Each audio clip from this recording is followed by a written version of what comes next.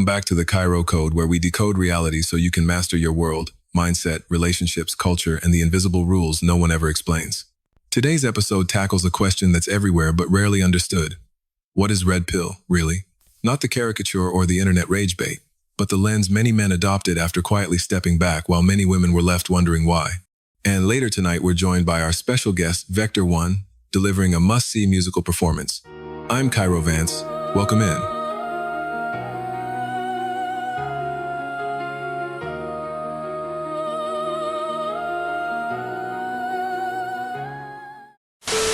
Define love.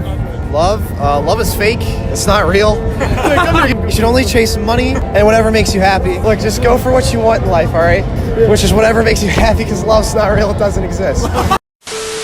The only time I want to hear a man talk to me is when he doing this.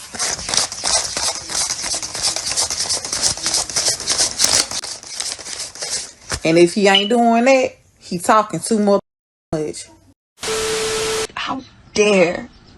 How dare you know your worth? Like what? The complete and utter audacity for men today to actually know their worth, know their purpose, and know where they stand when it comes to the sexual marketplace. It's just us paying attention to our surroundings, understanding the climate, and when it's cold, we gotta put a jacket on. We have to adjust to the environment. When it comes to women being fickle, changing their minds, having unrealistic expectations, we just focus on us. Gentlemen, when you focus on you, the women will too. Are you single or married? Kind of single. Kind of single? Yes. What does that mean? I recently broke up with someone Oh, I'm sorry. Well, why? because like a few months ago, it was our anniversary. After 1 year, he took me for dinner. It was a nice restaurant, but he just paid for the dinner around like 2,000. Wait, so let me see if I understand. You broke up with this man after being with him for a year. 1 year, because he took you to a restaurant and only paid $2,000? Yeah. Okay. Did he get you anything? Yeah, I just normal gift around like approximately price was like 5,000. So a $5,000 gift, $2,000 dinner, that wasn't enough? No, we have been for 1 year together. I expected more. You know, I'm a woman. What did you get him? Me. See, this is what these dudes be talking about, because you're terrible. That's horrible. I'm not. Every era has a moment when people stop and realize the world they thought they were navigating is not the world they're actually living in. For millions of men today, that moment didn't arrive with drama, arguments, or declarations. It arrived in silence through observation. They didn't wake up angry. They woke up aware. A man can spend years refining himself. He builds discipline. He strengthens his body. He sharpens his mind. He carries himself with integrity because he believes character still matters. He invests in becoming someone who brings value to his relationships, his work, and his community. He does this because he was taught that becoming better would eventually lead to better outcomes. But when he steps into the modern dating environment, something feels mismatched. It's not that he's unseen, it's that he's seen for all the wrong reasons. He's not approached as a whole person, but as a collection of traits. Height becomes the entry fee. His face gets inspected, his income gets weighed, and that vague, unpredictable category called vibes gets assigned like a final judgment. It's not that he lacks depth, loyalty, or emotional awareness. It's that none of those qualities seem to matter at the starting line. He's being evaluated with criteria that have little to do with compatibility or long-term partnership. Criteria he cannot fully control. Men can look smacks, train hard, and refine every detail of their appearance, but even with all that effort, there's a limit. You can improve what you have, but most men can't transform their fundamental design just to fit someone else's expectations. This is where countless men now find themselves not in rivalry with other men, but in quiet conflict with expectations that no longer resemble human connection. In the modern dating landscape, women often became the unintended antagonistic force, not out of malice, but because the culture taught them to approach men the way consumers approach luxury goods, evaluating aesthetics and status long before character or compatibility.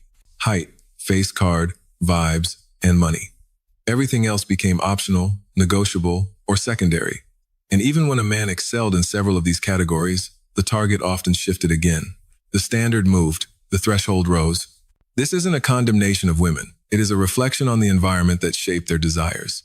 Social media rewarded instant judgment. Dating apps rewarded superficial filtering. Popular culture exalted the illusion of limitless choice. And within that ecosystem, men gradually became less visible as people and more visible as commodities. They were examined, not explored. selected, but rarely understood. Something within men shifted not emotionally, but existentially. They realized the game was not designed to honor their strengths. Their effort was not the currency being valued. Their character was not the metric being measured. And the approval they chased was not rooted in genuine connection, but in conditional acceptance tied to traits they could never fully modify. So they stepped back, not in anger, but in awareness. They withdrew from the performance and returned to themselves, and in doing so they discovered something unexpected. They found peace, not the lonely kind, but the grounding kind. They found time to rebuild their identity without external grading.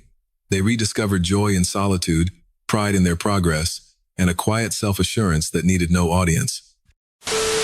So now, to finally explain what red pill actually means, red pill means this: refusal to be used, emotional peace preserved, direction and leadership maintained, purpose comes first, investment is earned, low tolerance for disrespect and irrational behavior, logic over illusion.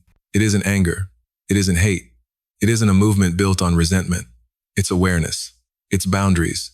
It's men placing purpose above distraction and peace above disorder. That's red pill.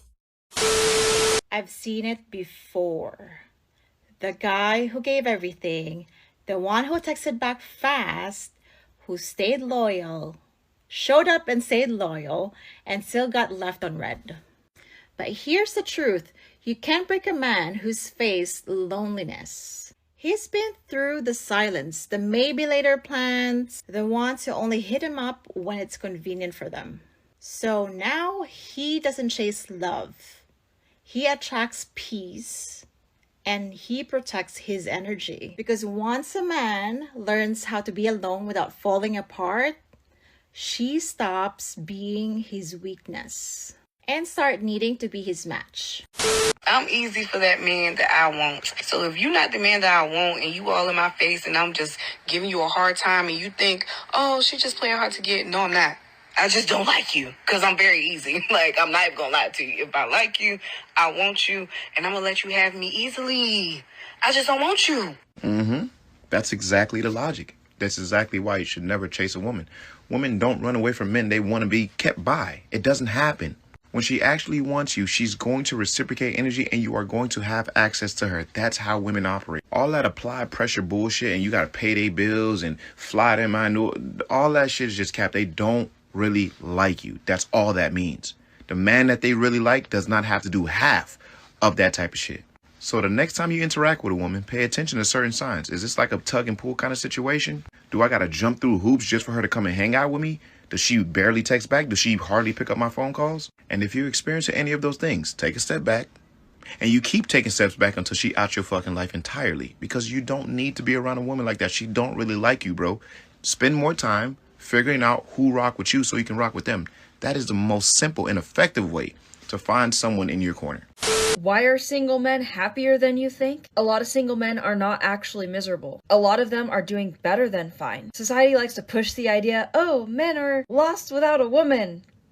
That's a lie. For years now, men have been told that their happiness only comes from marriage and kids and overall settling down. But modern relationships don't offer men the same benefits that they used to. Men aren't wrong for asking what's in it for me before they go into a really serious relationship. Single men today have financial freedom and overall peace of mind. They have control over their own lives. They're traveling, building businesses, hitting the gym, and overall going after their goals. And until women are willing to offer a little bit more in relationships, this is going to continue. Holding men to these outdated expectations, but also a variety of new ones that show up every single day, is just not doing it for them. And they're not going to continue having relationships if this keeps up. And ladies, we got these men shook because all they hear is how much money they should be spending on these dates. So look, if you got a $300 minimum that you feel like a man should be spending on a date, and the man take out 2 women in 1 week with that same mentality, that's $600 that he spent on dates with women that he don't even know that he like yet. And understand that a rich man will spend the money because he'll spend as much as necessary to get what it is that he wants from you because he got it. So our focus should be, is he a protector? Is he a provider? How does he treat his kids? How do he treat his mama? It's so many other things that we could be focused on. So if you built a lifestyle and you are able to afford a lifestyle of your own, I am not saying go get you a man and find you a man who is broke, but the focus should not be how much he can spend on dates. The focus should be everything that has to do everything with his personality and how he treats you. And this is where the story transcends individual experience. Because when men withdraw from a system that undervalues them, the system itself begins to shift. Dating patterns adjust. Marriage rates decline. Parenting choices evolve. Financial behaviors transform. Emotional culture recalibrates. Society feels the withdrawal long before it fully understands it. This is not men versus women. This is a reckoning with what happens when human connection is reduced to checklists. When attraction becomes an algorithm, intimacy collapses. When evaluation replaces empathy, partnership destabilizes. When people are judged by traits they didn't choose, relationships lose their soul. So where do we go from here? We begin with truth. Men must be honest about what they need to feel seen and valued. Women must be honest about what they've been conditioned to prioritize. Both must confront the chasm between curated expectations and real human capability.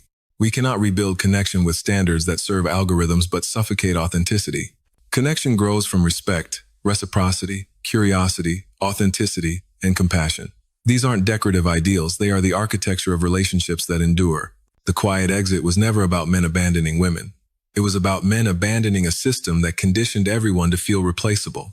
And now, at this cultural turning point, the message is unmistakable. Meaningful connection cannot grow from superficial measurement. Partnership cannot survive on filters that erase humanity. And no stable future can be built on standards impossible for anyone to meet. This moment is not a collapse. It is an invitation and opening to build something more honest, more grounded, and more secure than before. Now, once a man gains clarity, once the illusion dissolves and the landscape becomes visible, something profound begins. The red pill moment is not the end of his journey. It's the ignition point. Because awareness without transformation is just observation. Awareness with intention becomes evolution. And this is where the true awakening begins. The first step is identity reconstruction. Men start asking questions they never asked before. Who am I when I'm not performing for approval? Who am I when validation isn't the currency driving my choices? Who am I when I'm no longer competing for a place in someone else's imagination? These questions strip away the false layers, the roles he adopted to be chosen, the compromises he made to be acceptable, the narratives he absorbed without realizing they weren't his. Identity reconstruction isn't about becoming someone new. It's about returning to who he was before the world told him who to be. From there, purpose realignment follows naturally. When a man stops chasing external approval, he frees energy he didn't know he had. Energy he once spent trying to impress, persuade, or perform now returns to him. And with that reclaimed power, he begins building something inwardly anchored. Some men dive into their careers. Others redirect into creativity, fitness, spirituality, entrepreneurship, or community. But the common thread is this: purpose becomes internal, not contingent on how he is perceived. Then comes emotional discipline, not repression, not numbness, but mastery. Men begin to understand their emotions not as weaknesses to hide, but as signals to interpret. They learn to hold themselves steady in moments that once destabilized them. They learn to respond rather than react. They learn that strength is not the absence of feeling, but the ability to move intentionally through whatever is felt. And with this new foundation, something else shifts. Their standards in dating and relationships, not in arrogance, but in clarity. Men stop auditioning. Men stop negotiating with disrespect. Men stop confusing attention with intention. They begin prioritizing compatibility over chemistry, peace over thrill, reciprocity over potential. They realize that not every connection is worth pursuing, and not every invitation requires attendance. They value alignment more than excitement. They recognize that a partner should add to their life, not complicate it. This is where the difference between isolation and intentional solitude becomes essential. Modern discourse often confuses the two, but they are worlds apart. Isolation is emptiness, solitude is fullness. Isolation is withdrawal, born of fear or defeat. Solitude is presence born of choice and clarity. In intentional solitude, a man is not hiding. He is expanding. He is not avoiding connection. He is redefining it. He is not lonely. He is anchored. In solitude, he learns how to hear himself again, how to trust himself again, how to build a life that does not collapse when someone walks away. It is here, in this quiet and grounded space, that men evolve into stronger partners, deeper thinkers, and more self-assured human beings. This is the male awakening, not a retreat from the world, but a return to oneself. A shift from seeking permission to claiming purpose. A movement from confusion to clarity, from performance to authenticity, from external validation to internal sovereignty. Red pill awareness opened the door. What comes next is self-mastery. And a man who reaches this level of self-mastery does not move bitterly or blindly. He moves with intention, he moves with discernment. He moves with a deeper understanding of what he wants, what he offers, and what he will no longer entertain. What emerges from this awakening is a man rebuilt, not harder, but clearer. What emerges from this awakening is a man rebuilt, not jaded, but sharper, not angry, but anchored, not reactive, but deliberate, not desiring someone's approval, but standing on principle. You can't make this shit up, people. You cannot make this shit up. Welcome back to the Cairo Code, where culture gets decoded and the signal cuts through the static. Tonight's guest isn't human, and that's the point.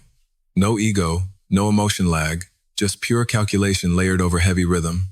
While others feel the beat, he processes it line by line, frequency by frequency. So power up, lock in, and stand clear of the speakers. Now that our booting sequence is complete, ladies and gentlemen, this is Vector 1.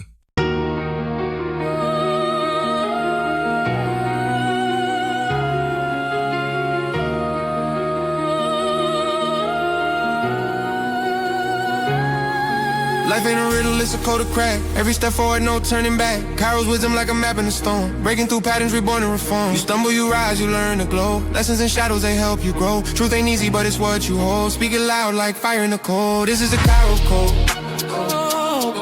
Unlock your mind, unload. Step into your truth, explode. The Cairo code.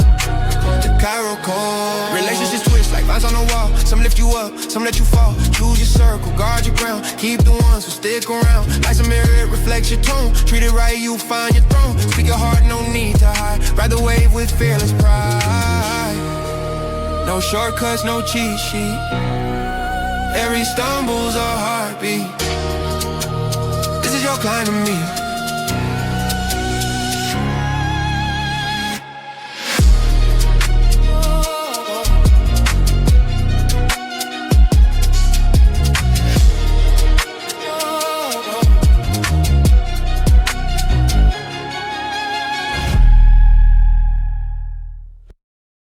Hey guys, thanks for tapping in and locking in today. My name is Cairo, and if you're feeling the show, consider subscribing before you head out. Until next time, stay logical.